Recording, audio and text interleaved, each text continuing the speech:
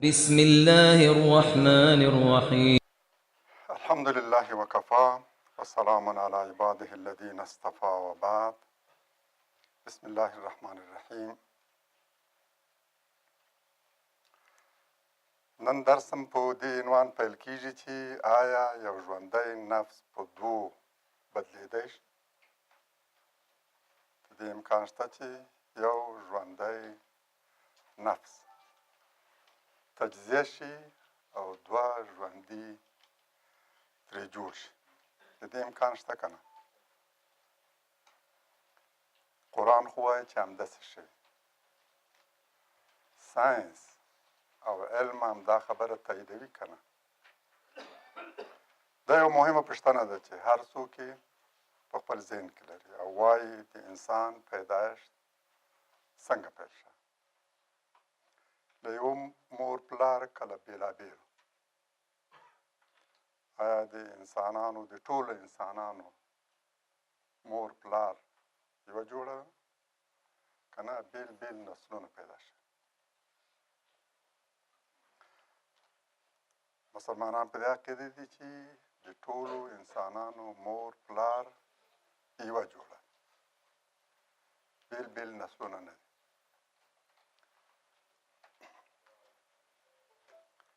که دا لومړۍ جوړه یوه وي یا بېلې بېلې پیل یې څنګه و؟ له سره یوه مکمله جوړه پیدا شوې که ورو ورو یې له یوه حالته بل ته ارتقاء کړي. لکه څنګه چې داروین معتقد دی. د داروین د نظریې په اړه به هم انشاءالله په راتلونکي حلقو کې تفصیلي بحث کوو. هغه په دې عقیده دی چې انسان له یو ډول بیزو شمپازي تدریج سره وده کړې او د اوسنی حالت یې غوره کړی. له انسان علاوه د نورو ژوو مخصوصا هغه چې د انسانانو په څېر له مور پلار پیدا کېږي، د هغوی د پیدایښت لړۍ څنګه پیل شوې؟ کوم سوالونه چې د انسان د پیدایښت په اړه مطرح دي د نورو ژوو په اړه هم مطرح دي. یعنې موږ یوازې دې سوال ته باید ځواب ونه مومو چې انسان څنګه پیدا شوی، نور ژوي څنګه پیدا شوی، فیل، اوښ، زمری، پړانګ، بیزو، نور لوی او واړه ژوي د هغوی پیدایښت څنګه پیل شوی؟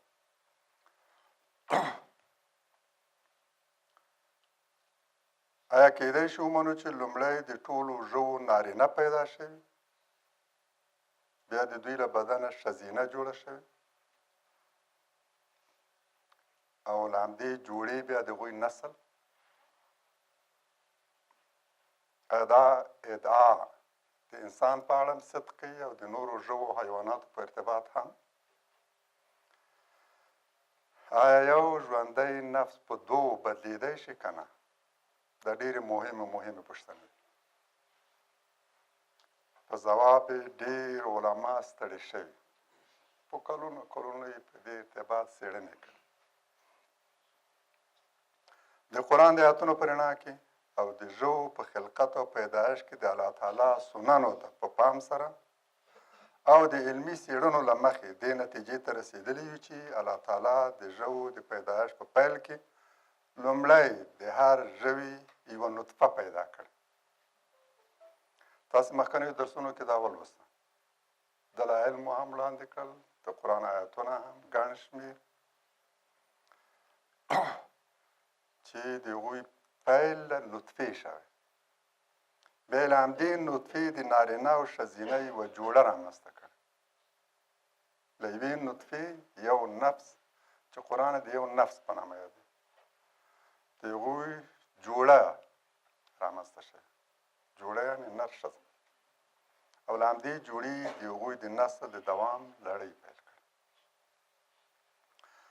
د ساینس په نړۍ کې تر 19مې پېړۍ پورې څوک په دې نه پوهېدو چې کېدای شي یو ژوندی مخلوق تجزیه شي او په دوو ژوندیو ساکشو بدل شي. تر دې پیړۍ پورې څوک په دې نه پوهېدل. دا یې محال ګڼل. د ژوندي شي ترکیب یې داسې ګڼلو چې هغه تجزیه کول محال ورته برېښو. خو په 19مې پیړۍ کې په دې پوه شو چې په ژوندیو مخلوقاتو کې ځینې داسې هم شته چې تکاثر او پیدایش یې د نر ښځې د لقاح له لارې نه وي،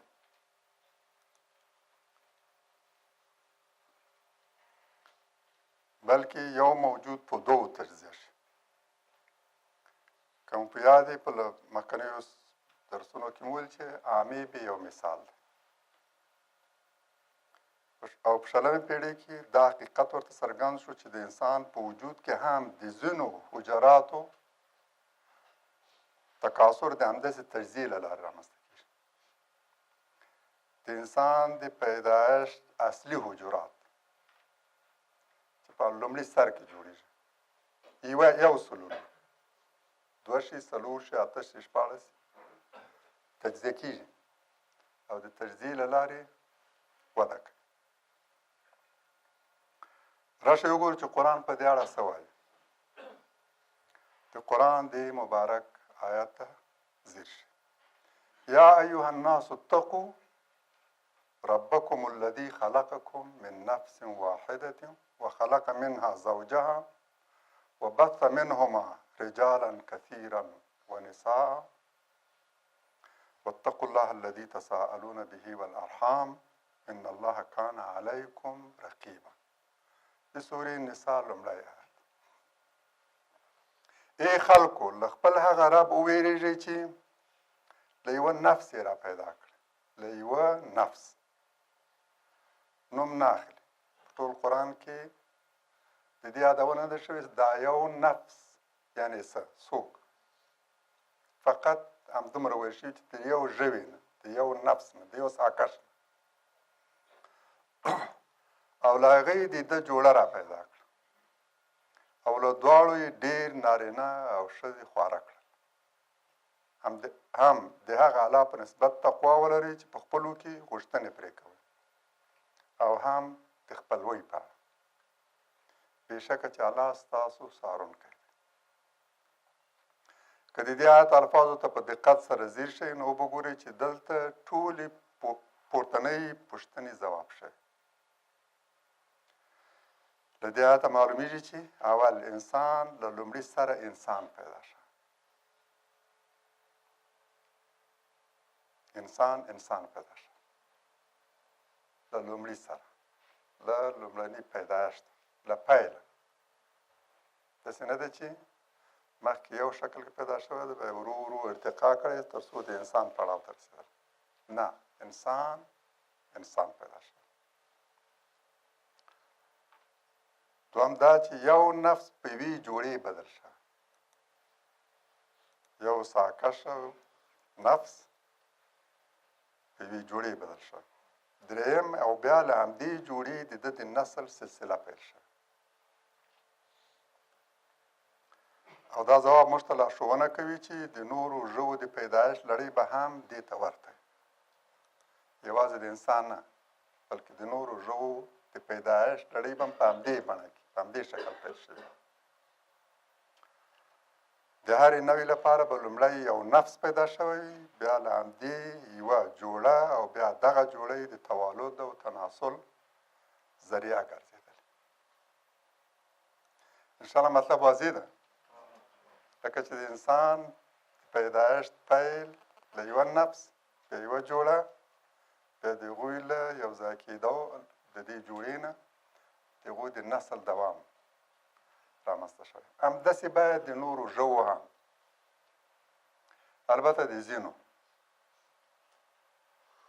هماغه چې له مور پلار پیدا کېږي، یعنې یو جوړه یې د هغو له یو ځای کېدو د هغه نسل پیدا کېږي. د دوی ټولو پیدایښت باید په همدې بڼه کې. په دې مبارک آیت کې څو اساسي مطالب راغلي. نه یوازې زموږ دغو پورتنیو پوښتنو ته ځواب وایي، بلکې ځینې نور مهم او اساسي مطالب هم راغلي. اول دا چې د ټولو انسانانو خالق او پالونکی یو دی. دویم دا چې د انسان د پیدایښت لپاره یو ځانګړی او ستاسو په یاد په مخکنیو درسونو کې مو وویل چې خدای په خلقت او پیدایښت کې شریک نه لري. دا د قرآن مکرره ادعا ده او نن علم په دې اعتراف کوي. دا څه چې تاسو ګورئ یو چا پیدا کړي، داسې چا پیدا کړي چې اوس شریک نه لري، یعنې اوس څوک څه نشي پیدا کولی، نه له نیست نه څه هست کولی شي او نه هست نیست کولی شي. دا د قرآن دعوا ده. 14 پېړۍ مخکې قرآن هم دا خبره کوي او نن علم کټ مټ همدغه خبر کوي. نه څوک څه پیدا کولی شي او نه څوک شته شی له منځه وړی شي. اما یبدأ الخلق ثم یعیده. د قرآن دا دعوا څو آیتونه کې راغلي. څوک دی هغه چې دا پیدایش یې پیل کړی او بیا یې اعاده کوي، یعنې بل څوک نشته. خدای په دې کې شریک نه لري. خدای په خلقت کې شریک نه لري. د ټولو انسانانو خالق او پالونکی یو دی. د ټولو انسانانو پیدایش له یوه نفس پیل شوی، له همدې یوه نفس د جوړه پیدا شوی او بیا له دې دواړو د انسانانو د خورېدو لړۍ پیل شوی. د انسانانو پلار مور یوه جوړه ده، په رګونو کې یوه وینه ده، نسب یې یو دی، د یوې کورنۍ غړي دي. داسې نه ده چې نسلونه یې بیل بیل او په نسب کې یو له بله بیل. داسې نه ده چې د نړۍ په بیلو بیلو سیمو کې بیل بیل نسلونه پیدا شوي. د تور پوستو پلار بیل او د سپین پوستو بیل، عرب له یوه پلاره او عجم له بل پلاره پیدا شوي. د قرآن د دې مبارک آیت معنا او هدف همدا ده چې د ټولو انسانانو که دا تور پوستي دي که سپین پوستي که عرب دي که عجم دي، د ټولو نسل یو دی او په رګونو کې یوه وینه. دوی له نسبي پلوه سره ورونه دي. هیڅ قوم د نسب له پلوه له بل نه توپیر لري او نه په بل باندې تفوق او امتیاز.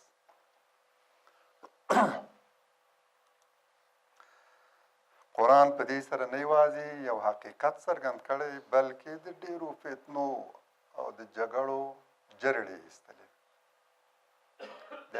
په تاریخ کې د اکثر جګړو او لانجو جنګونو بنسټ همدا دی، قوم پالنه. یو قوم په بل باندې ځان لوړ ګڼل، بل تر ځان حقیر و سپک شمیرل او د هغه د ختمولو له منځه وړلو حق ځان ته ورکول. د نړۍ د ټولو اکثر د تاریخ د اکثر جنګونو وجه همدا ده. په دې سره اسلام د دغه فتنې جرړې قطع کړي. ویلي دي چې بس ټول انسانان سره ورونه ورونه دي. د هغه چا پروا ولري چې ستاسو خالق او پالونکی دی. ځان ترې وساتئ. د داسې څه ډډه وکړئ، ځان وساتئ چې د هغه نافرماني، له هغه نه عصیان، د هغه بغاوت ستاسو د ټولو غوښتنو مرجع ده. ستاسو اړتیاو ته ځواب وایم. تاسو یې پیدا کړي، ستاسو ټول ضرورتونه هغه رفع کوي. څه چې ستاسو اړې، څه ته چې تاسو اړې هغه پیدا کړي او هغه یې پیدا کړي. ستاسو ضرورتونه رفع کوي. یو له بله ستاسو غوښتنې هم د ده په نامه وي. که یو له بل نه څه غواړئ هم د الله په نامه یې غواړئ. په خپل منځي تعلقاتو کې باید دې ته متوجه وي چې تاسو ټول په حقیقت کې د یوې کورنۍ غړي یې. د دغې خپلوۍ خیال وساتئ. ځان تر بل لوړ مه ګڼئ. خپل ورور ته د حقارت په سترګه مه ګورئ. پر خپل ورور ظلم مه کوئ. د دې آیت یوه تقاضا هم ده. معامله مو له هغه رب سره ده چې ستاسو د ټولو کړو وړو څارنه کوي. تاسو باندې رقیب ده. رقابت او څارنه مو کوي. که څه هم ځینو مفسرینو له ارحام هغه ذوي الارحام مراد کړي چې نږدې خپلوان ګڼل کېږي. په دې آیت کې چې ویل شوي واتقوا الله الذي تساءلون به والارحام، دوی له دې ارحام نه همغه نږدې خپلوان ګڼل. ځینو مفسرین خو د آیت له لومړۍ برخې په ډېر وضاحت سره معلومیږي چې له دې مراد همغه عامه خپلوي ده، نه خاصه خپلوي، چې د ګډ مور پلار په وجه د ټولو انسانانو ترمنځ شته. د ټولو انسانانو ترمنځ چې کومه خپلوي شته، په دې آیت کې همدې خپلوي ته اشاره شوه.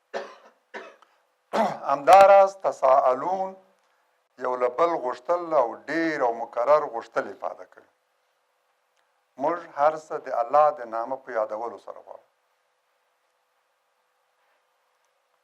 یو له بله هم او له دې پرته هم ته د ټولو انسانانو په فطرت کې ایښودل شوی.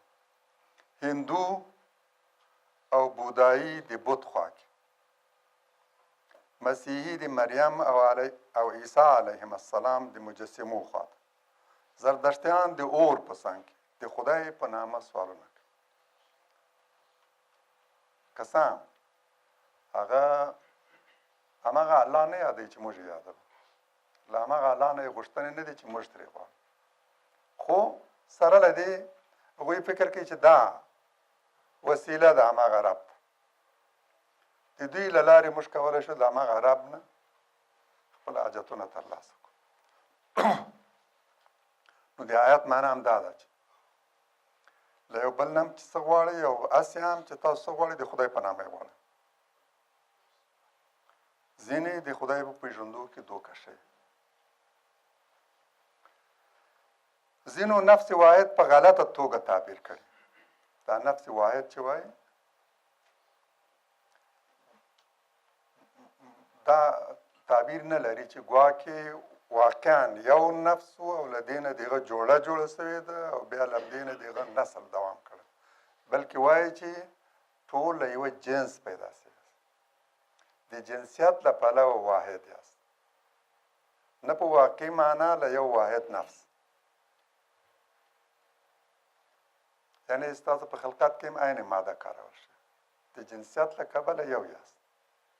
خدا کمزوری تعبیر، دا تعبیر د هغه چا ده چې وایي تر آدم علیه السلام نه مخکې په زرګونو نور آدمان پیدا شي. په یو درس کې مې ورته اشاره وکړه که نه چې اهل تشیع د یوه کمزوري او جعلي روایت په استناد هم دا خبره کوي.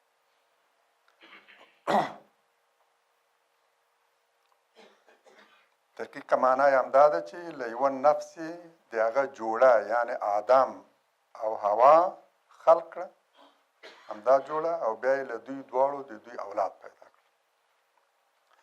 د آیت له الفاظو په صراحت سره معلومیږي چې لومړی یو نفس پیدا شوی او بیا له همدې یوه نفس یوه جوړه نر او ښځه جوړه شوې، او بیا له دې جوړې د انسانانو د تناسل او توالد لړۍ پیل شوه.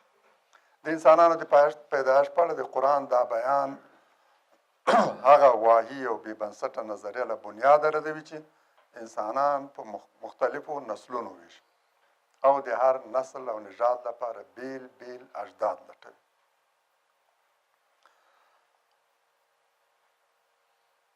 د دې آیت دقیقه تشریح او له واحد نفس د ده د جوړې د پیدایښت څرنګوالی په لاندې آیت کې مزید بیان شوی. والله خلقکم من تراب ثم من نطفة ثم جعلكم ازواجا وما تحمل من انثى ولا تضع الا بعلمه وما يعمر من معمر ولا ينقص من عمره الا في كتاب ان ذلك على الله يسير. او الله تاسو له خاورې پیدا کړئ. لږ دقت غواړي، هیله ده چې ورونه لږ په دقت سره دې ته ځیر شي. الله تاسو له خاورې پیدا کړ او بیا له نطفې، لومړی له خاورې بیا له نطفې، یعنې ستاسو د پیدایښت لومړۍ ماده خاوره ده. دا مو مخکې تشریح کړې چې اوس هم د انسان د پیدایښت لومړۍ ماده له خاورې ده. له خاورې دانه او میوه بوټي جوړیږي او د انسان په بدن کې له همدې نه د هغه نطفه جوړیږي. نو د دې معنا دا ده چې اوس هم انسان له خاورې جوړیږي او تر دې وړاندې په ابتدایي پیدایښت کې هم دغه هغه له خاورې پیدا شوی. خو آیا مراد ترې دا ده چې دا اوسنی پیدایښت عام پیدایښت ورځنی پیدایښت که هغه لومړنی ده؟ د آیت الفاظ او ترکیب داسې دی چې ښیي دلته اشاره ده هماغه لومړني پیدایښت من تراب ثم من نطفة ثم جعلكم ازواجا د خاورې پیدا کړې بیا له نطفې بیا یې د نطفې نه جوړه کړله نطفه جوړه شوې اوس دا ورځنی خلقت داسې نه ده چې یوه نطفه یوه جوړه شي داسې نه ده یعنې داسې نه ده چې د انسان په بدن کې یوه نطفه نر ښځه شي یو جوړه ترې را پیدا شي اوس د انسان له نطفې نه یوه جوړه نه جوړېږي هماغه ابتدایي پیدایښت کې چې له خاورې پیدا شو بیا له خاورې نه یوه نطفه جوړه شوله بیا نو دا نطفه یوه جوړه شوه لکه څنګه چې قرآن په مخکیني آیت کې ویلي هغه نطفه نر او ښځه شو نفسو له نفس مراد همدا نطفه ده دا آیت هم داسې او چې له هغه نه یې زوج پیدا کړ یعنې همدا نطفه یې په یو جوړې بدل کړ دا آیت دومره سریع ده چې ډېر کمزوری انسان به داسې فکر وکړي چې له دې نه بل تعبیر واخلي بل تعبیر ممکن نه ده د انسان د پیدایښت لړۍ داسې پیل شوې خاورو نطفه ترې جوړه شوه له دې نطفې نه یو جوړه نر ښځه جوړه وما تحمل من انثى ولا تضع الا بعلمه نه کومه ښځینه څه عمل کوي او نه یې زیږوي مګر د ده په علم سره او نه د کوم عمر خاوند ته عمر ورزیاتېږي او نه یې عمر کمیږي مګر دا چې په کتاب کې ثبت د الله تعالی د مقدراتو مطابق د الله تعالی د سننو مطابق که څه عمل کوي که څه زیږوي که چا عمر زیاتېږي که د چا عمر کمیږي دا د ثابتو سننو مطابق دی له مخکې نه الله تعالی مقدر کړی دی او ثبت شوی دی او دا کار الله ته آسان دی له دغه آیتو څو خبرې په ډېر وضاحت سره معلومیږي اول د انسان د پیدایښت لومړۍ ماده خاوره ده او دا عادي خبره مه ګڼئ دا یو ستر اعجاز دی علمي اعجاز دا چې قرآن وایي چې انسان له خاورې پیدا شوی دا یو ډېره ستره لویه خبر ده دغه په عظمت نن انسان پوه شوی تر دې مخکې نه پوهېدو بیا له خاورې د دې نطفه جوړه شوې هماغه ابتدایي نطفه هماغه چې په مخکني آیت کې ورته نفس واحد ویل شو هماغه نفس واحد د یو نطفې په بڼه کې له خاورې جوړه شوه بیا له دغه نطفې د ده جوړه پیدا شوې یعنې هغه واحد نفس دغه له خاورو جوړه شوې نطفه وه چې له هغې د ده زوج او جوړه را پیدا کړه او بیا له دغې جوړې د ده د نسل د پیدا کېدو لړۍ پیل شوه د دې مبارک آیت ته د قاطع او صریح بیان سره چې څوک په دې خبرې کې شک کوي چې د آدم علیه السلام پیدایښت له نطفې پیل شوی شک لري په دې کې او بل نظر و فکر و عقیده ولري او بل څه باور ولري هغه به په قرآن باور نه لري او د الله تعالی د قول په مقابل کې به د بل چا قول ته اعتبار ورکوي د الله تعالی صریح او قاطع قول هم دغه خاوره و نطفه شو جوړه شو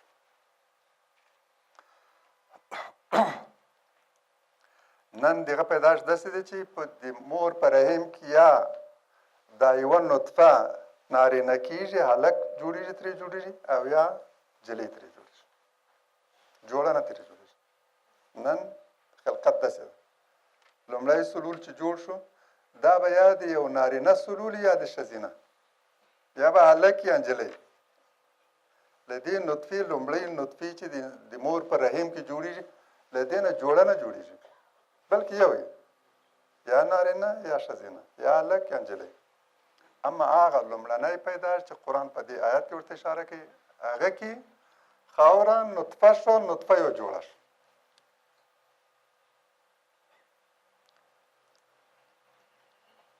موږ په ټول قرآن کې نه صریحا او نه تلویحا داسې آیت نه مومو چې هغه د له دې نه پرته بله خبره وکړي او داسې ترې معلوم شي چې د انسان د یوې جوړې دوه مجسمې جوړ شوي دي بیا هغه ته روح ورکړل شوی نه صریحا په قرآن کې داسې څه مومو او نه تلویحا او نه هم په صحیح احادیثو کې.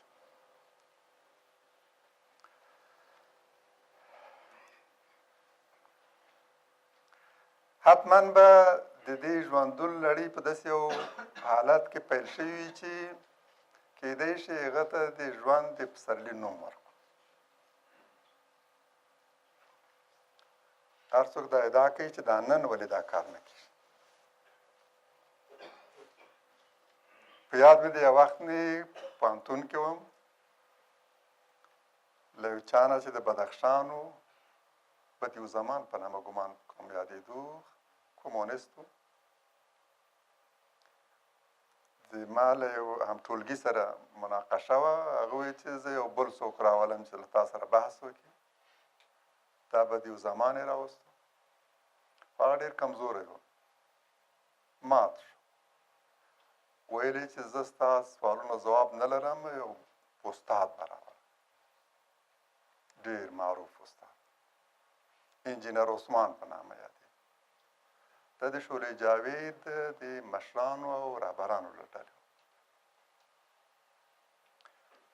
واده یې چې ښودله چې په فلان ورځ به راځو خو هغه یې رانهوست چې ته چمتو نه شو چې راشي سره د دې چې زما معلومات ډېر محدود ابتدایي وسطي وو خو تر دوی ډېر زیات دوی هېڅ نه لري خالي و ذهن لري کمونستان ټول د خپلې عقیدې د دفاع لپاره هېڅ نه لري ډېر غریب و فقیر دي بس احساسات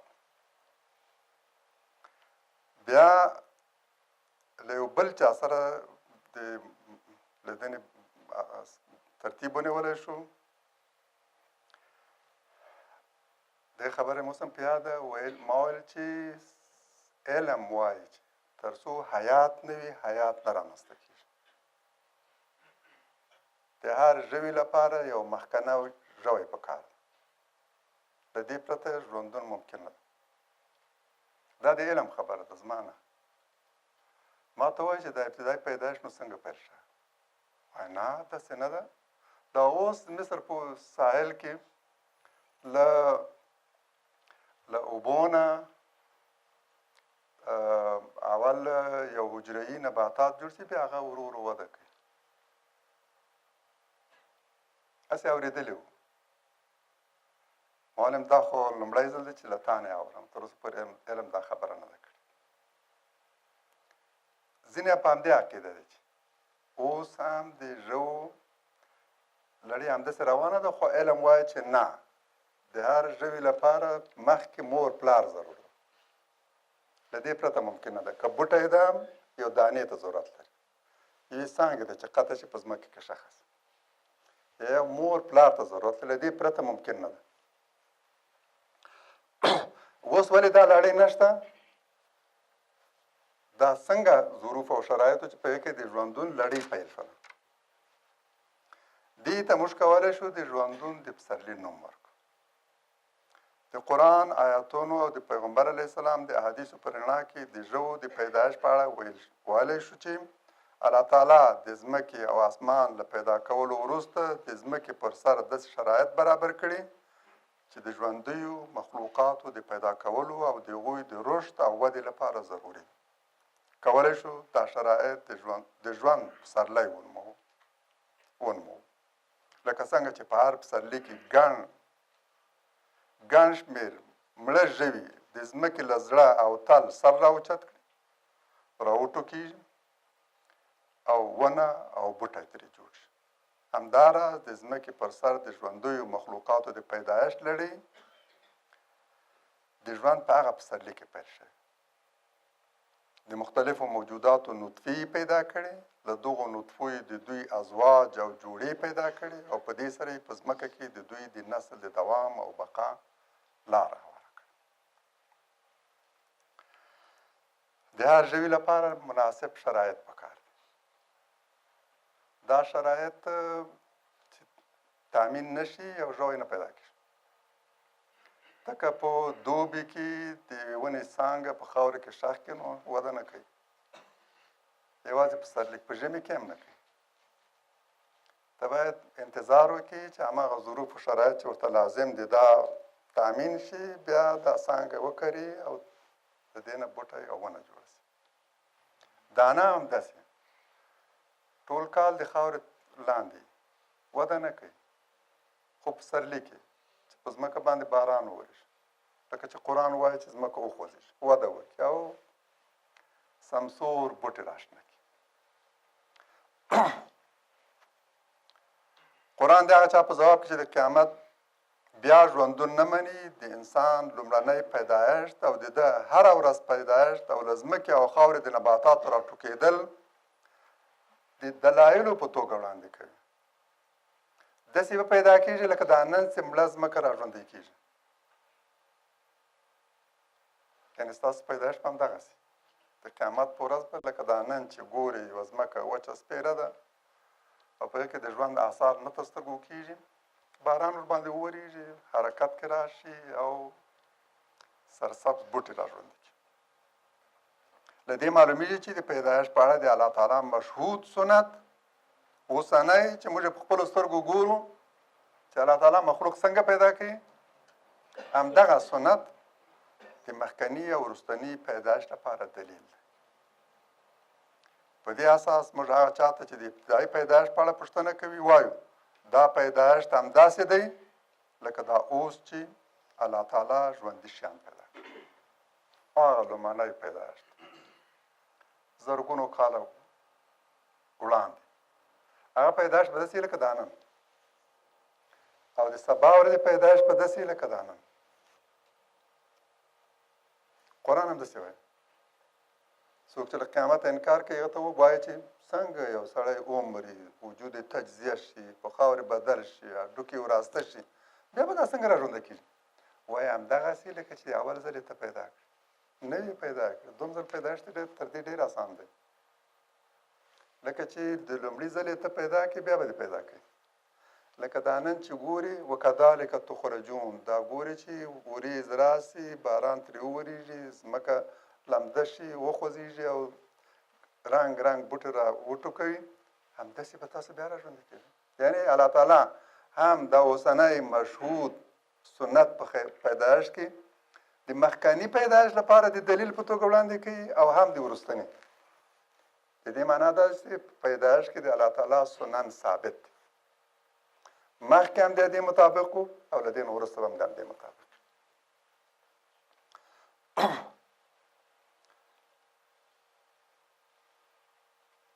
هر ژوندی مخلوق له نطفې پیدا کوي، همداسې په ابتدا کې له نطفې پیدا کړي، په سر کې د مور له رحم بهر او وروسته د مور په رحم کې.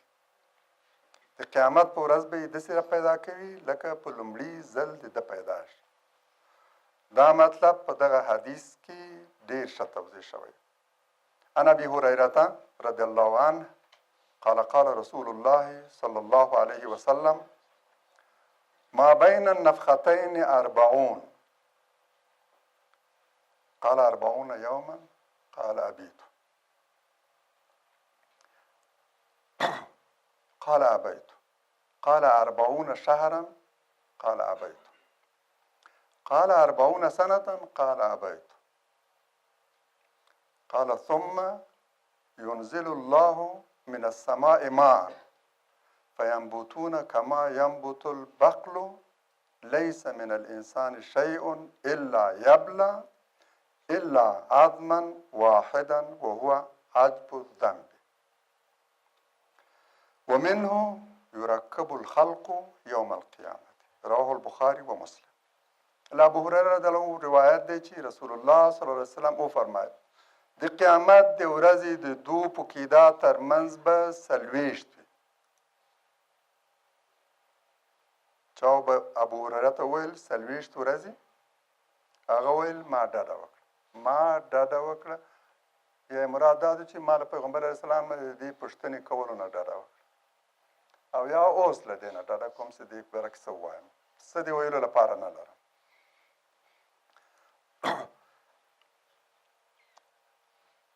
ترې وپوښتل چې 40 میاشتې بیا یې هم همدغه ځواب وکړ چې ما ډډه وکړه ویې ویل 40 کلونه ویې ویل ما ډډه وکړه یعنې د دې نه یې وویل چې 40 ورځې نه 40 میاشتې نه 40 کلونه په دې اړه یې له څه ویلو نه ډډه وکړه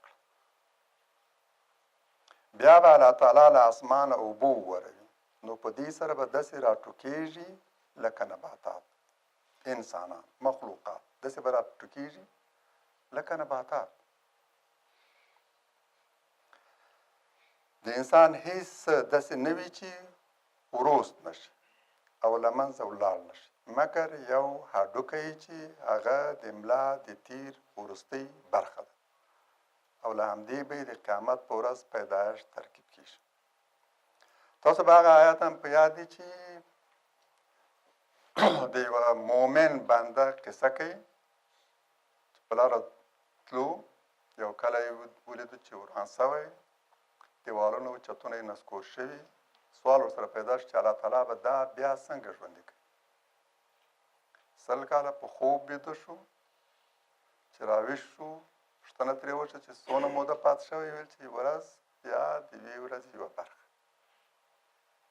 بیا یې ورته ویل چې خوراک څښاک ته دې متوجه شه چې روغ رمټ پاته او سورلۍ ته دې وګوره چې هغه وروست شوی ده او اوس وګوره چې په دې هډوکو باندې څنګه غوښه راشنه کړو چې دا یې ولیدو نو ویې ویل چې اوس پوه شم چې الله تعالی په هر څه قدیر دی هغه ته په قصه کې وښودل چې د انسان د بدن ترکیب له 2 برخو ده بدن او روح بدن یې داسې ده لکه دغه د سورلۍ وسیله او روح یې دغسې لکه دغه د خوراک څښاک چې ورته انرژي ورکوي قوت ورکوي روح یې روغ رمټ پاته کېږي او بدن یې تجزیه کېږي دې حدیث کې هم همدې ته اشاره شوې چې د انسان د بدن یوه برخه روغه رمټه پاته کېږي هغه آیت وایي چې روغ رمټه پاته کېږي دا پوښتنه راولاړېږي چې آیا د مور له رحم نه بهر هم پیدایښت ممکن دی د دې امکان شته چې د مور له رحم نه بهر یوه نطفه پیدا شي او وده وکړي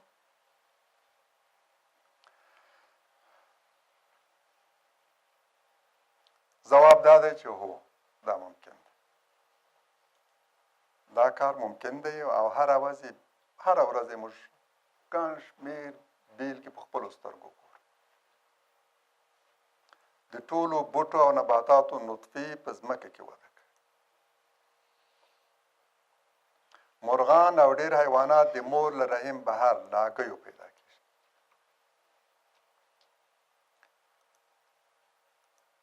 کسب هم کسب ورته وایي کشپ که کسب موږ ورته کسب تتی وایو کشپ کشپ هم هګۍ اچوي بحري هم او د وچې هم او مایان هم هګۍ اچوي چنګښې هم د هګۍ رحم نه بهر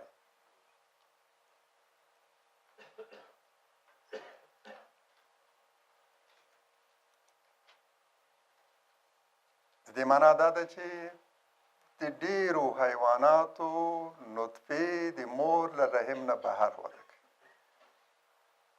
نو دا ځواب څرګند دی او د مور له رحم نه بهر هم د نطفې وده او پاته کېده ممکن او موږ یې هره ورځ بیلګې په خپلو سترګو ګورو دا خو پرېږدئ چې اوس د مور له رحم نه بهر په مصنوعي توګه هم لقاح ترسره کېږي د نارینه یو سپر او د ښځینه یو اوم دا رااخلي بېلې سره یو ځای کوي او بیا یې بېرته په رحم کې ځای په ځای کوي او هلته وده کوي لقاح د مور له رحم نه بهر ترسره دا تقریبا اویا کاله د مخې لومړۍ تجربه وشوه او اوس یوازې په جرمني کې تقریبا 150,000 شاوخوا کې همدغسې پیدا شوي. دا هم راته معلومه نه ده چې د کومې سنې ده دا ارقام او اوس شمېر څومره ده. یعنې دا هسې یو ادعا نه ده، یو تصور نه ده، بلکې عملي بېلګې په سلګونو ګورو چې د مور له رحم نه بهر لقاح ترسره کېږي او بیا دا لقاح شوې نطفه بیرته د مور په رحم کې ښودل کېږي او وده کوي. د نورو ژوندیو مخلوقاتو پیدایش هم باید د الله تعالی د عام سنت مطابق همداسې له بېلې بېلې نطفې پیل شوی. د آدم او حوا علیهم السلام د پیدایش په اړه اسرائیلي روایات دا وایي چې لومړی د آدم مجسمه او کالبوت جوړ شوی، بیا په اور ایښودی شوی، داسې لکه کوم کولال چې خاوره خټه کړي، لوښي او مجسمې ترې جوړې کړي، په اور یې کېږدي او پخې یې کړي. خدای له یو کولال سره تشبیه کوي. احسن الخالقین خدای، تر ټولو غوره خالق پیدا کوونکی. دا تشبیه کوي له یو انسان سره. کله چې د آدم مجسمه پخه شوه نو روح پکې پوښ شوه او آدم را ژوندی شو او بیا له پاتې خټې یا د آدم له پوښتۍ د ده جوړه پیدا کړه. او بایبل خو وایي چې بلکل آدم علیه السلام یې جراحي کړ او د ده له چپ اړخ نه او له چپې پوښتۍ یو څه رابېل کړل او دی ویده و په خوب او بیا له هغې نه هوا ورته جوړه کړه. تر دې وړاندې آدم علیه السلام ته ګڼ شمېر جوړې راوستلی شوې د مختلفو حیواناتو رنګ رنګ چې کله دوی له منځ نه یوه خوښه کړي ځان ته د جوړې په توګه، خو هغه یې هم غوره نه کړه، ویده شو. بیا جراحي عمل ترسره شو او له ده نه د ده له پوښتۍ نه یوه جوړه جوړه سوه، هوا جوړه سوه. چې راویښ شو ورته ویې کتل، وایي همدا زما له بدنه او هغه یې انتخاب کړه.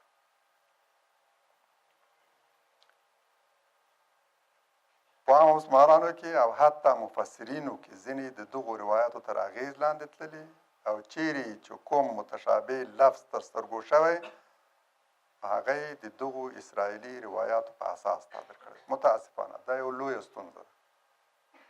زه د تفسیر او تحقیق په دوران کې ورته متوجه شوی یم. ډېره یې مې داسې موندلې چې یو ضعیف کمزوری د عقل خلاف اسرائیلي روایت په لاس ورغلی، هڅه یې کړې چې بس د دې لپاره یو توجیه پیدا کړي او د اسلام لارښوونې هم هغه سره نږدې کړي، سره ورته. مثال یې دغه ده: ان المرأة خلقت من ضلع وان اعوج شيء في الضلع اعلاه ان ذهبت تقيمه كسرته فان استمتعت بها وفيها عوج. ښځه له پوښتۍ پیدا شوې، ښځه له پوښتۍ پیدا شوې. د پوښتۍ تر ټولو کوږ ځای د هغې لوړه وي. پوښتۍ داسې تر ټولو کوږ ځای همدا لوړه برخه وي. پوښتۍ داسې او تر ټولو هغه زیات کوږ ځای هماغه لوړه برخه وي. که دې دا هڅه وکړه چې هغه سمه کړي نو ماته به یې کړي. که وغواړې چې دا پوښتۍ سمه کړي ماتېږي، او که غواړې ګټه ترې واخلې نو په داسې حال کې به ترې ګټه اخلي چې کوږوالی به پکې وي.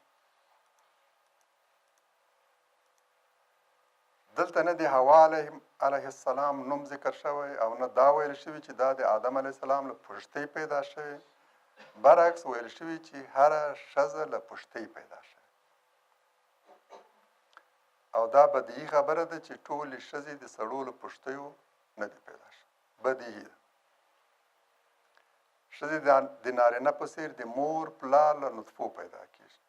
نو له پوښتۍ د ښځو د پیدایښت معنا دا نه ده چې د پوښتۍ هډوکی د ښځو د بدن ماده ده، بلکې په دې سره د ښځو فطري او روحي جوړښت ته اشاره شوه. د دې حدیث وروستۍ برخه په خپله د دې وضاحت کوي. ټولو محققینو ویلي چې په دې سره د ښځو په طبیعت کې هغو ځانګړتیاوو ته اشاره شوې چې نارینه یې باید تحمل کړي او دا هڅه ونه کړي چې هغه حتما رفع شي. او دا داسې ده لکه د الانبیا په سوره کې چې راغلی خلق الانسان من عجل سأريكم آیاتی فلا تستعجلون. انسان له تلوار او عجلې پیدا شوی. انسان له تلوار او عجلې پیدا شوی. دقت وکړئ. ژر به خپل آیتونه در وښیم نو عجله مه کوئ. په انسان کې ګویا طبیعي طور عجله شته. تاسو هسې عجله کوئ. هر څوک پوهېږي چې دلته له تلوار او عجلې د انسان پیدایښت هیڅ کله دا معنا نه لري چې عجله او تلوار کومه ماده ده او انسان له دغې مادې پیدا شوی. متوجه یې انشاءالله؟ د دې معنا دا نه ده چې عجله کومه ماده یې. عجله ماده نه ده، خاوره نه ده، خټه نه ده. د دې معنا دا نه ده چې ګواکې عجله کومه ماده ده او انسان له دې مادې پیدا شو. د عجلې له مادې پیدا شو. معنا یې له دې پرته بل څه نه ده چې انسان عجول او بیړنی پیدا شوی. په فطرت او خټه کې عجلت او تلوار ایښودل شوی. په حدیث کې هم له زلې او پشتۍ د ښځې پیدایښت کټ مټ دې ته ورته ده او همدا معنا لري. یعنې د هغې په فطرت کې داسې څه شته چې تا ته انسانه کوږوالی معلومیږي. دا چې د ښځې عاطفه ډېره قوي ده. په عقل باندې هم ډېره پیاوړې او مضبوطه. عاطفې او د عقل ترمنځ توازن نشته بلکې عاطفه په عقل غالب ده. ډېر کارونه د عقل خلاف کوي د خپل عاطفې په وکړو. عقل ورنه غوښتنه کوي چې ځان په خطر کې مه اچوه د ماشوم لپاره، ولې هغه په خطر کې اچوي.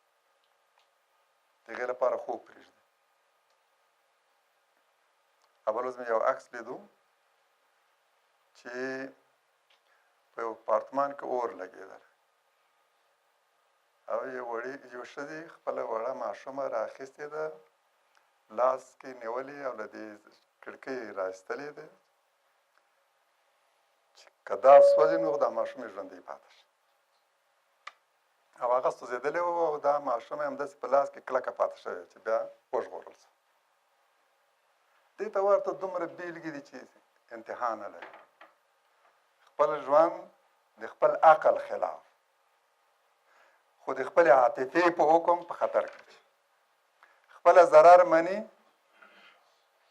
خو د دې لپاره چې خپل ماشوم وژغوري.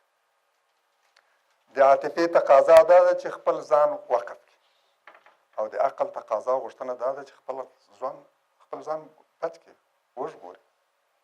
ګوري چې دا د عقل خلاف خو د عاطفې په حکم دا کار کوي. د ښځې عاطفه ډېره قوي، تر نارینه زیاته حساسه ده. ژر او په ډېر کم څه خفه کېږي.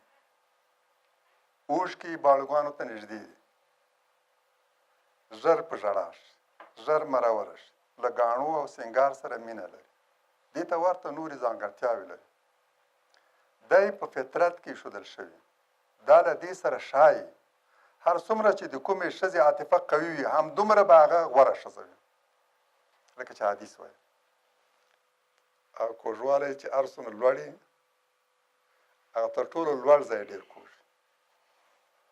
یعنې هغه ښځه کې چې عاطفه تر ټولو قوي دا عیب نه ده، دا کوږوالی نه ده، بلکې دا حسن ده، دا کمال ده.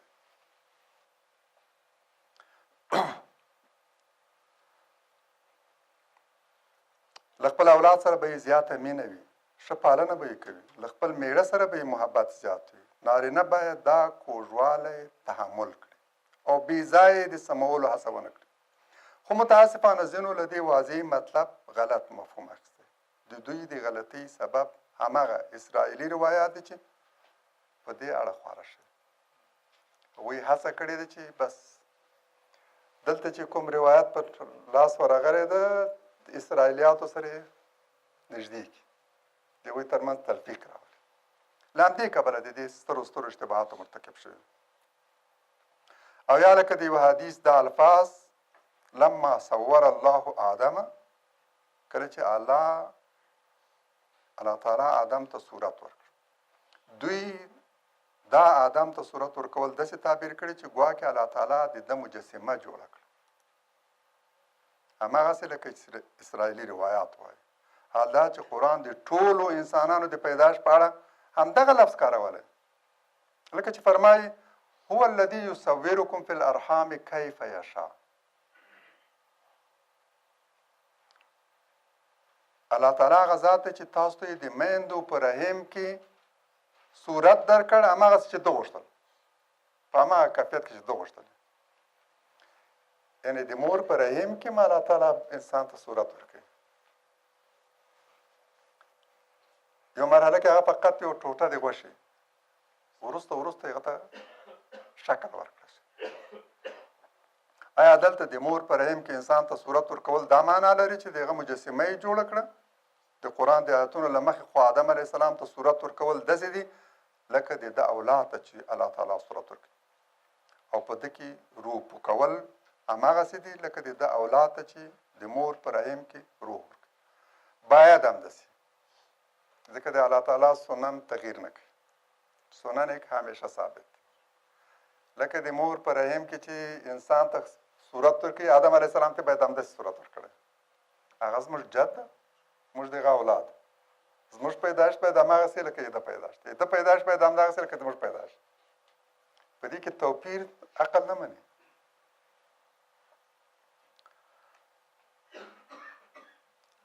لکه چې قرآن فرمایي ثم جعل نسله من سلالة من ماء مهين ثم سواه ونفخ فيه من روحه وجعل لكم السمع والابصار والافئده قلیلا ما تشکرون. بیا یې د ده نسل د سپکو اوبو له خلاصې پیدا کړ. خلاصه یعنې نچوړ وایي ورته، د سپکو اوبو له خلاصې. قرآن دا وایي چې انسان مو د خټې خاورې له خلاصې پیدا کړ، او دلته وایي د سپکو اوبو له نچوړ او خلاصې. له سپکو اوبو نه مراد مني ده چې انسان ترې کرکه لري او په سپکه سترګه ورته ګوري، نوم یې نه یاد دی، او په دې خو ډېر سخت شرمېږي چې جامه یې ورباندې ګنده شي او څوک یې وګوري. د نوم له یادولو نه هم ډډه کوي، طبیعتا هم د هغه نه کرکه لري. د دې سپکو اوبو له خلاصې انسان پیدا شي. او نن علم هم دا خبره کوي، وروسته به راشو تفصیلات به یې وګورو. له ټولې مني هم نه جوړېږي انسان، بلکې د ټولې مني له یوې وړې برخې جوړېږي. داسې وګڼئ لکه له 300 میلیونه نه چې یو غوره کړي او تر ټولو غوره یې همدغه یو له 300 میلیونه، شاوخوا 300 میلیونه، له 300 میلیونه یو غوره شي او له همدې نه د انسان نطفه جوړه شي. وروسته راځو تفصیلات به یې وګورو. آیات او حدیث خدا خبره کوي چې د آدم علیه السلام اولاد هم داسې پیدا کېږي چې له خاورې نطفه جوړه شي، 2 نطفې سره یو ځای شي، یو سلول ترې جوړ شي، دا سلول علقه شي، د غوښې یوه ټوټه شي، صورت ورکړی شي، روح پکې پوشي، د ماشوم په څېر دنیا ته راشي، ځوان شي، زوړ شي او په مرګ محکوم شي. آدم علیه السلام خو د دوی جد دی، ولې به ده ته صورت ورکول او په ده کې د روح پوکول د ده له اولاد توپیر ولري؟ قرآن خو دواړه ورته ګڼي او په ورته الفاظو یې بیانوي. یوازې دا توپیر په ګوته کوي چې آدم علیه السلام له مور او پلار پرته پیدا شو. دا دوی ولې له خپله ځانه د نورو توپیرونو را پیدا کولو هڅه کوي؟ په دې مبارکو آیتونو کې د قرآن څو ستر علمي اعجاز تر سترګو کېږي. اول، نطفه د مني له خلاصې جوړېږي. دا یو ستر علمي اعجاز دی. په پورتني آیت کې ویل شوي چې د انسان نسل یې د مني له خلاصې او عصارې جوړ کړ.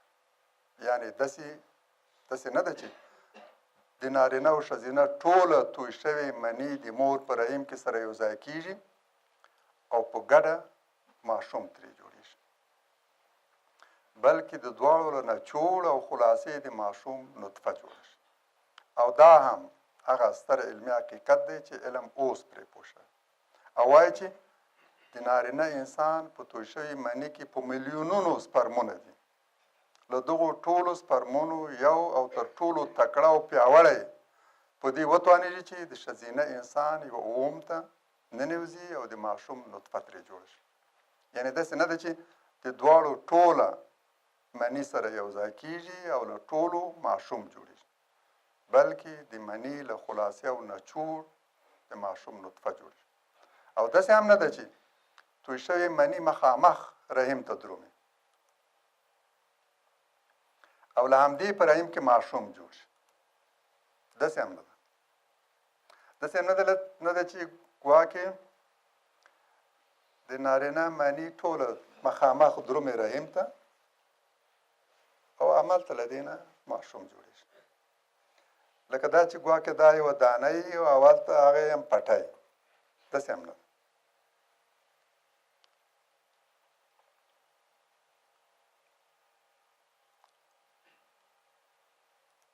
تاسو به تفصیلات وګورئ. دلته ویل شوي چې دا نطفه وروسته برابره کړی شي. اول نه یې برابره او داسې حد ته ورسول شي چې د یوه ژوندي انسان بڼه غوره کړي او روح پکې پوه شي. او دا هم هغه څه دی چې علم یې نن وایو. همداراز نطفه د علقه په نامه یادول یو ستر علمي اعجاز دی. قرآن وایي چې د انسان نطفه له خاورو جوړه شوې، دغه نطفه په علقه بدله شي او ورپسې نور مراحل پرې راشي او نور حالتونه غوره کړي. لکه چې قرآن فرمایي خلق الانسان من علق، انسان له علق پیدا کړ. علق ځوړند توکي.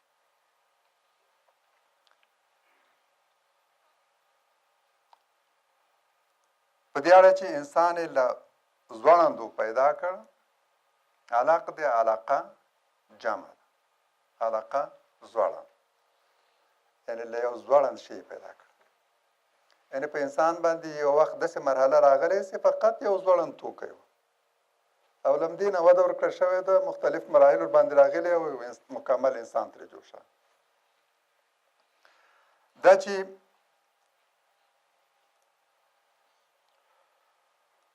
په دې اړه څو خبرې توجه غواړي. دلته دا ځکه د جمع په صیغه راغلی چې له انسانه مراد ټول انسانان مراد نه یو انسان.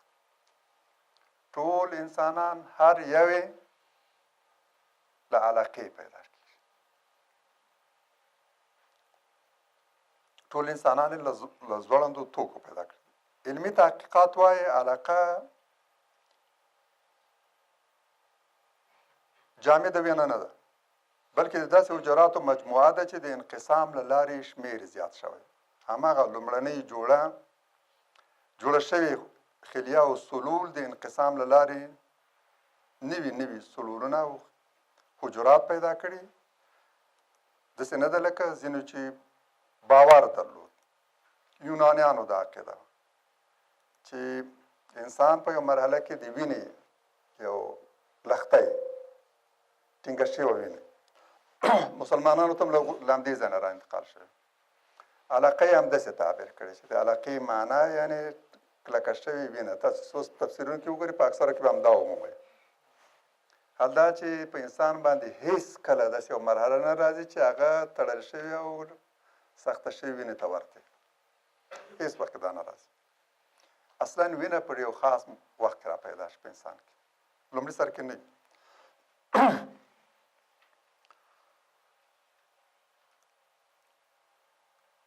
داسې سلولونه له 18مې ورځې وروسته را پیدا کېږي. بیا د مدغه ژول شوې غوښې بڼه غوره کړي چې تاسو مخکې هغو کې ولیدل یو ځل بیا هم دا تصویرونه وګورئ له دې وروسته بیا هغه ته بیل بیل اعضا او غړي ورکړی شي سترګې غوږونه پزه لاسونه د دې لپاره څو توجیه مومو ادبي ترکیب د دې تقاضا کوي چې د مخکني آیت په پای کې د خلق صیغې ته ورته صیغه د دې آیت په پای کې راغلی تر څو د دواړو فواصل او وزن یو شانته شوی اقرا بسم ربک الذي خلق خلق الانسان من علق د ادبي ترکیب دا تقاضا کوله چې هغه آیت پای ته رسېدلی په خلق دا وروستی هم باید دې ته ورته صیغه باندې پای ته ورسېږي خلق الانسان من علق قرآن کې دا ډېر زیات مراعات شوي دي تاسو یو ښایست د قرآن او دا چې هغه آیتونه ډېر خوندور دي او انسان خاص لذت ترې اخلي او زر یې حفظ کولی شي هغه همدا ده چې د آیتونو ترکیب خوندور دی د اکثرو آیتونو فواصل سره ورته دي د یوې سورې چې تاسو وګورئ له اول تر اخره پورې د آیتونو ترکیب او فواصل سره شباهت لري یا ټول یو رقم دي یا بیلې بیلې برخې یو رقم دلته د انسان د پیدایښت دوه ډېر متفاوت حالتونه کامل انسان او یو ځوړند توکی یو د بل څنګ ته ایښودل شوی تر څو په دې سره خپل مخاطب ته ووایي لکه څنګه چې الله تعالی انسان له یوه ځوړند توکي پیدا کړی پیدا یې کړي وده ورکړي او بشپړ انسان ترې جوړ کړي همداسې په وحی قرائت او تعلیم بالقلم سره انسان د پوهې او علم داسې پورته او مرحلې ته ورسوي چې په ډېرو اسرارو پوه شي په هغه څه چې د دې د مخه او له دې لارې پرته له بلې لارې نشو پرې پوهېدلی انسان ډېر وروسته او په تېرې پیړۍ کې په دې پوه شو چې د مور په رحم کې او د انسان د جوړښت په پیل کې د ماشوم لومړۍ جوړه شوې نطفه د رحم په جدار پورې راځوړندوي چې وروسته بیا د ژوول شوې غوښې ټوټې ته ورته بڼه ورکړي په دې او دا هغه حیرانوونکی حقیقت دی چې انسان اوس او وروسته له هغه پرې پوه شو چې د لیزري وړانګو په ذریعه یې د مور په رحم کې د نطفې د ودې مختلف پړاوونه ولیدل او ورته معلومه شوه چې د نطفې د جوړېدو په لومړي پړاو کې هغه د رحم په جدار پورې راځوړندوي تر دې وړاندې په دې حقیقت پوهېدل ورته محال ده چې د مور په رحم کې په نطفې باندې څه مراحل تېرېږي انسان ته په هغه باندې پوهېدل ممکن نه و یوازې اوس په دغسې وسایلو باندې چې کولی شي د انسان بطن کې نس کې رحم کې چې څه تېرېږي وګوري کله چې داسې وسایل جوړ کړی شو نو په دې حقیقت باندې پوه شو دا دی ګوري چې قرآن د انسان د پیدایښت او یوه نفس د یوې جوړې را پیدا کېدو په اړه هغه وینا کړې چې انسان په شلمې پیړۍ کې پرې پوه شو دا تصویر هم مخکې م لیدلی دی یو ځل بیا یې وګورئ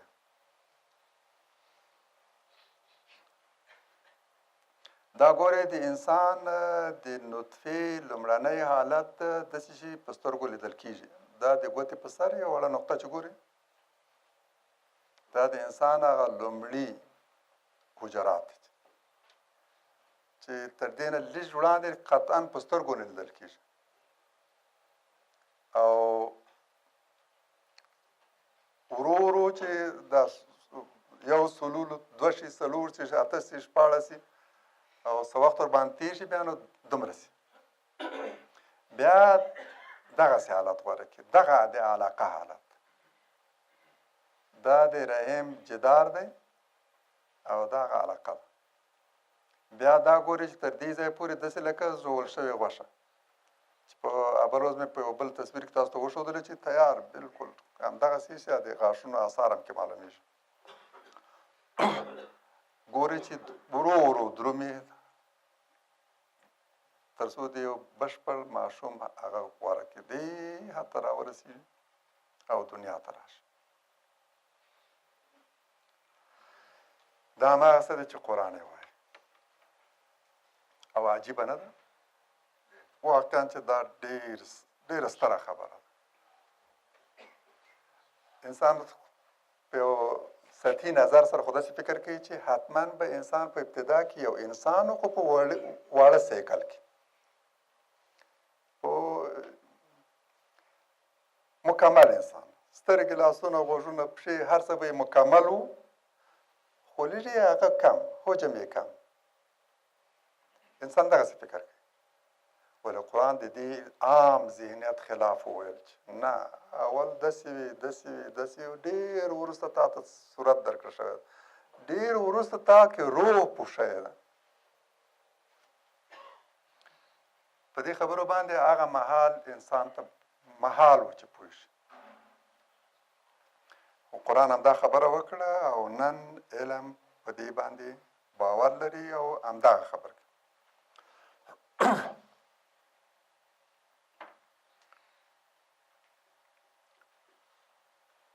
د انسان نطفه څنګه جوړیږي په دې باندې به لږ مفصل بحث کوو. مختصر اوس وایو چې د انسان لومړنۍ نطفه د نارینه او ښځې له نطفو جوړه شوه. دا دواړه نطفې د مور او پلار په بدن کې له هغو موادو جوړیږي چې انسان د خوراک له لارې ترلاسه کوي.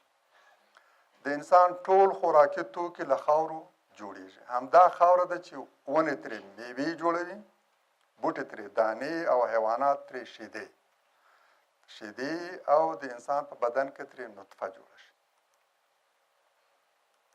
او دا یو کار هم انسان په خپله نشي کولی. ډېر کارونه د انسان داسې دي چې خپله ورته محال ده اما د ده بدن یې کوي. د ده د بدن کوم کمپیوټر چې ده هغه د ده په واک کې نه ده. د هغه د بدن ډېره برخه کارونه هغه په خپل سر کوي، اتوماته کوي او داسې کارونه کولی شي چې دا ټول انسانان راغونډ کړي له خپلو ټولو تجهیزاتو سره هغه کار نشي کولی. انسان شیدې نشي جوړولی، دغه بدن یې جوړولی شي. انسان وینه نشي جوړولی، دغه بدن یې جوړوي. انسان تر ټولو ګران کار په دې طبیعت کې تر ټولو سخت کار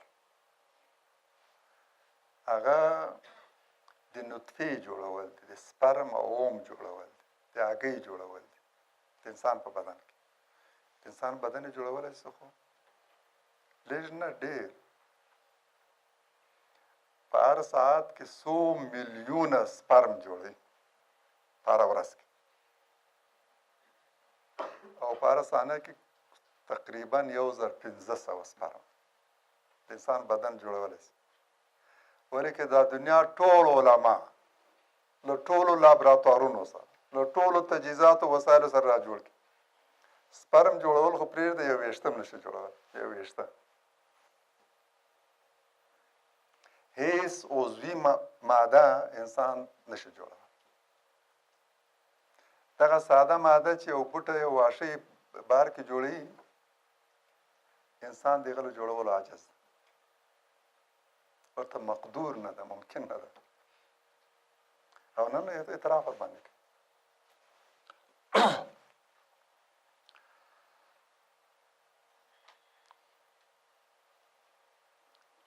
له دوو نطفو جوړه شوې دا نوې نطفه د سلول یا حجرې په نامه یادېږي.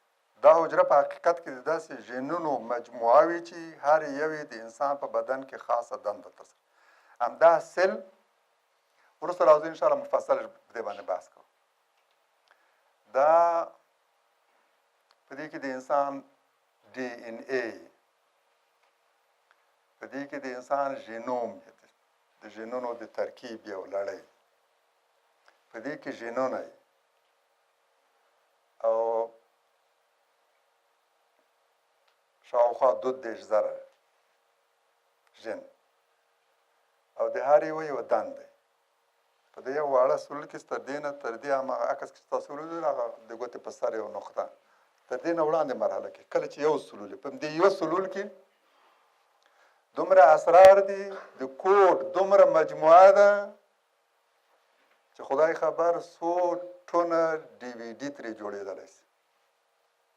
څو ټونه ډي وي ډي، ډي وي ډي پېژنئ؟ دا سی ډي یا ډي وي ډي چې ورته وایي که نه،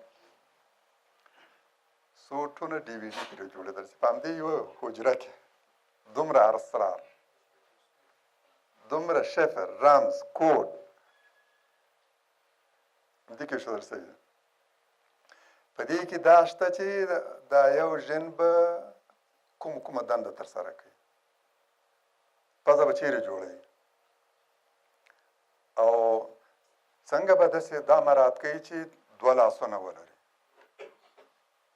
او د هر لاس موقعیت چیرې وي، داسې چې د هغوی ترمنځ تعادل وي. دا د یو ژن وظیفه ده. هغه ته په شفر رمز کې ویل شوي دا کار به کوي.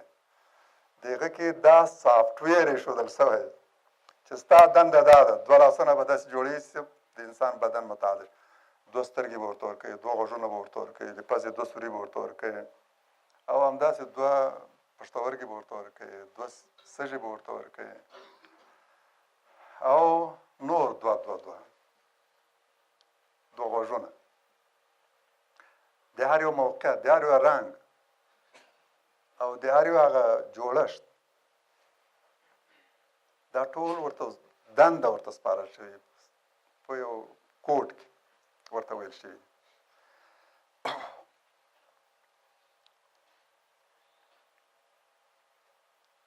دا د خاص د مثال په توګه دا د خاص ژن دنده ده چې سترګه څنګه جوړه کړي، موقعیت یې چیرې وي، اندازه یې څومره وي، رنګ یې څنګه وي، د سپین او تور ترمنځ یې تناسب څنګه وي، باڼوګان یې څومره وي، کوم باڼوګان یې لوړ او کوم ټیټ وي، د باڼوګانو رنګ یې تور وي که زیړ، د ماشوم د لومړنۍ خلیه او سلول په سر کې یوه وي، ورو ورو یې شمېر زیاتېږي، زیاتېدا یې د تجزیه او انقسام له لارې وي، له همدې لارې نوي سلولونه را پیدا کوي، حجم یې زیاتېږي تر هغه چې د یو وړوکي ځوړند شي په څېر جوړ شي، منځ یې ګوګ وي، منځ یې تش او خالي وي. په دغه تشه کې وروسته د بدن داخلي جهازونه جوړ شي. دا جهازونه په ابتدا کې نه زړه، سږی، کولمې، معده او پښتورګي ینه دا یو هم نه وي، فقط ګوګې تشه یو خلا وي. ورو ورو دا اعضا په کې جوړ شي.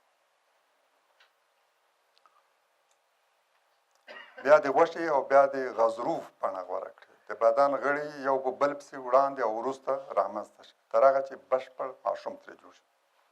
د نطفې دا مراحل د ډېرو مخکې تللو وسایلو په مرسته لیدل شوي. د دغو ژورو څېړنو نتیجه همغه ده چې قرآن د انسان د نطفې د پیدایښت په اړه وایي. دغو مبارکو ایتونو ته لږ ځیر شئ او وګورئ چې آیا قرآن همغه څه 14 پېړۍ وړاندې نه دي ویلي چې انسان اوس پرې پوه شوی؟ فرمایي: یا ایها الناس انا خلقناکم ان کنتم فی ریب من البعث. ای خلکو که د بعثت او بیا پاڅون او ژوندون په اړه شک لرئ، فانا خلقناکم من تراب، موږ له خاورې پیدا کړو. تاسو شک لرئ چې انسان عمر بیا ته به بیا څنګه راپاڅېږي، څنګه به بیا ژوندی کېږي. په دې کې شک لرئ، په داسې حال کې چې موږ له خاورې پیدا کړي، اوس مو هم له خاورې پیدا کوم، په ابتدا کې مو هم له خاورې پیدا کوم، بیا مو هم له خاورې پیدا کوم. د دې شک ځای چېرته ده؟ ولې باید شک ولري چې له خاورې د انسان بیا پیدایښت ګران دی، مستحیل دی،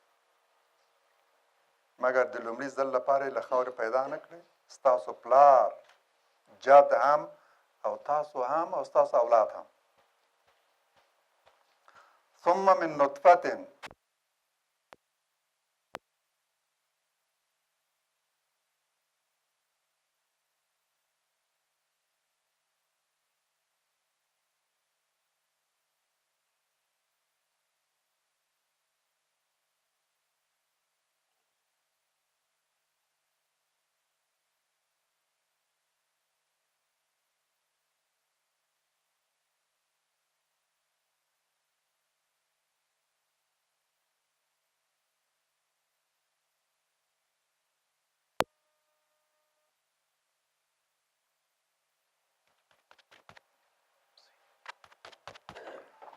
یا ایها الناس ای خلکو ان کنتم فی ریب من البعث که تاسو د بیا پاسون او بعثت په اړه په شک کې یې درته ګرانه برېښي چې انسان عمر او په خاورې تجزیه شي بیا به څنګه بیرته را ژوندی کېږي نو موږ خو تاسو له خاورې پیدا کړي ستاسو پلار جد هم تاسو هم او ستاسو اولاد هم له همدغه خاورې ستاسو نطفه جوړ شوي له همدې خاورې ستاسو پلار پیدا شوی او له همدې خاورې ستاسو اولاد پیدا کېږي نو دا بیا پیدایښت تاسو ته ولې ګران برېښي له خاورې بیا پیدایښت تاسو ته ولې ګران برېښي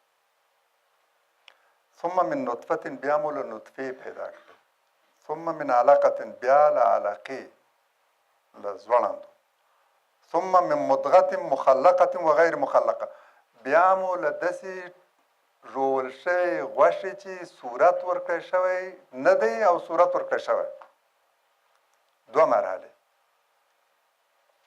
د غوښې ټوټې ته ورته ده خو ځینې برخو ته یې صورت ورکړی شوی او ځینې برخو ته یې لا صورت نه دی ورکړی شوی یعنې ځینې غړي جوړ شوي او ځینې نه دي جوړ شوي تاسو په تصویر کې ولیدل چې همداسې ده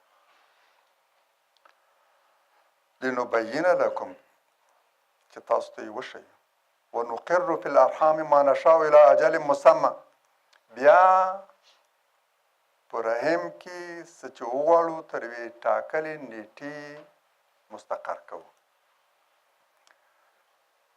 رحم ته درومي تر یوې مودې پورې په رحم کې پاته کېږي دا نیټه هم ثابته ده همداسې چې د مور په رحم کې ستا پاته کېدا یو معین اجل او نیټې مطابق ده په دې ځمکې کې هم ستا پاته کېدا همداسې یو نیټه ده همداسې د خاورو لاندې هم ستا پاته کېدا د یوې نیټې مطابق ده بیا به راوځي داسې به راوځي لکه د مور له رحم نه چې راوځي له قبر نه به داسې راوځي د قیامت په ورځ لکه اوس چې د مور له رحمه دنیا ته راوځي بس د الله تعالی کارونه ټول د سننو او د نیټو مطابق دي ته هسې عجله کوې لږ صبر وکړه په خپل وخت به دا کار کېږي ثم نخرجکم طفلا بیا مو د یو طفل او معشوم په توګه راوباسو ثم لتبلغوا اشدکم بیا ستاسو پالنه کوي تر څو چې د خپل قوت هغه آخري مدار ته ورسېږي د قوت هغه آخري حد آخري معراج ده او له هغه ځای نه بیا ستاسو د زوال لړۍ پیل شي ومنکم من یتوفى او له تاسو نه ځینې هغه دي چې وفات کړی شي ومنکم من یرد الى ارذل العمر او له تاسو نه ځینې هغه چې د عمر تر ټولو پریوتې حالت ته ورسېږي ارذل العمر هغه چې له علم نه پس انسان په څه باندې نه پوهېږي د ماشوم په څېر تر ماشوم نه هم ډېر پریوتی د عمر هغه آخري حد دی چې انسان له پوهېدو وروسته په څه نه پوهېږي وترى الارض حامده او ځمکه وچه کلکه مومي سپېره ډاګ ځکه چې د ژوند هېڅ آثار نه وي دا خو د خپل پیدایښت مخکې چې ویل شو څه د انسان په خپل پیدایښت کې ګوري او د هره ورځ وګوره صحرا ته بیدیا ته چمن ته او ځمکې ته ځمکه ګوري چې وچه کلکه سپېره ده فإذا انزلنا علیها الماء نو کله چې په هغه باندې اوبه نازل کو باران ور باندې ورو اهتز وخوځېږي وربت او وده وکړي وانبتت من كل زوج بهیج او راشین کې وټوکوي هر سمسور بوټه دا دوه د انسان د پیدایښت دا مختلف مراحل هم ښیي چې بس بعثت ممکن دی او دا د بوټو راشنه کېدا له سپېره ډاګ نه د یو باران په ذریعه هم ښیي چې ستا بیا ژوندون ممکن دی له قبرونو به داسې راوځي لکه دا بوټي چې له سپېره ډاګ او وچ میدان راوځي دلته د ټولو انسانانو د عادي او ورځني خلقت مختلفو پړاوونو ته اشاره شوې چې له خاورې پیل او په مرګ یې پای ته رسي او دا هماغه څه دي چې علم یې وایي یو مهم بحث لرو دې باندې به په راتلونکي حلقې کې خبره کوو. قران په یو آیت کې ویلي چې د انسان د نطفې د پاتې کېدو 3 تور تمځایونه دي د مور په رحم کې. دې باندې د مفسرینو ترمنځ هم مختلف آرا دي او اختلافات دي او وګورو چې په ټولو کې غوره او دقیقه رایه کومه ده او علم به هم وګورو چې په دې باب هماغه خبرې کوي چې قرآن یې کوي. په همدې به اکتفا وکړو. ورونه سره سوال یې هیله ده چې ځواب وویل شي. موفق باشین. سبحانك اللهم وبحمدك نشهد ان لا اله الا انت نستغفرك ونتوب اليك.